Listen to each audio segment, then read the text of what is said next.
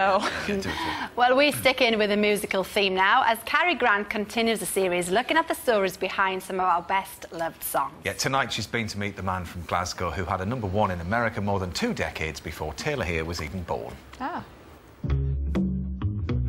Peace, love, flowers and a singer called Donovan. It's 1966 and Donovan's record, Sunshine Superman, is a psychedelic sensation on both sides of the Atlantic.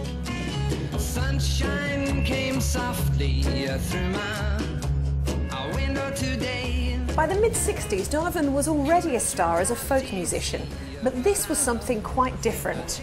Everyone sat up and took notice. I was part of the British bohemian scene, and what I was hearing was many different styles of music. You'd hear Baroque and jazz, Indian music, I was listening to Moroccan music, I was listening to troubadour music, Renaissance music from Italy, and so I was hearing these sounds, and it was my mission to actually take world music and put it all together, because this would be an image and a symbol.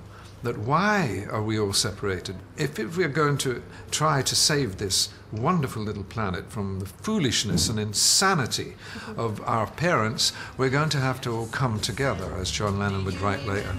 I would say that I, in fact, heralded or announced a new way of looking at things that was going to come. Sunshine was actually a code name for LSD in the 60s, but the real inspiration for the lyrics of the song came from a broken love affair that had a profound effect on Donovan. Every poet has a muse, and when I met Linda in March of '65, we fell in love. And when you look at the lyric of the song, it clearly is Linda and I meeting. But she'd had this extraordinary experience with Brian Jones of the Rolling Stones, and they'd known each other for 2 years, and I didn't know this at the time when we met and had a child.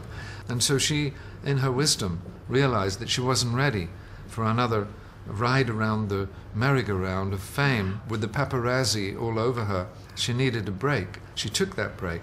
It broke my heart, but it put me on the chart. A manager's love, a broken-hearted songwriter, and I was one.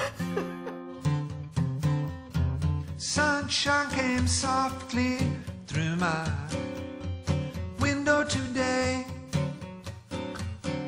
Could have tripped out easy, but I changed my way. Oh, it'll take time, I know it. Oh, but in a while. Helping to channel Donovan's diverse range of influences and ideas in the 60s was one of the top producers of the day. His name was Mickey Most. Mickey Most at the time was huge. He was what you might call the Phil Spector of Britain. He was a hot producer and just made hit after hit. It was just like a great creative producer, and I was very happy to work with him, and I needed him on many songs.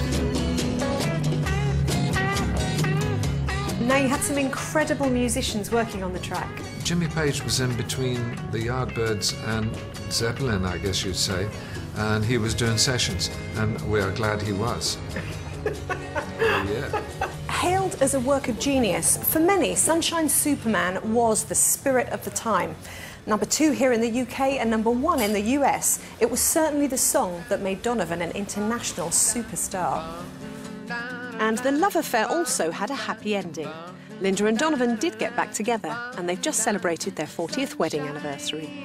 When you made your mind up that you go. With time passing, you know, decades later, how do you feel about the song? I don't feel it's dated. When I sometimes catch this song on the radio and I say, that's influenced by me. And it's a fantastic song, I wonder who it is. And then I realize, it's me. It's Sunshine Superman. So I can actually be caught off guard by this song. That's a big proof that it lasts. Blow your little mind. Ah, we love a happy ending. Yeah. Very nice. So cute. Your heart was melted. I know, so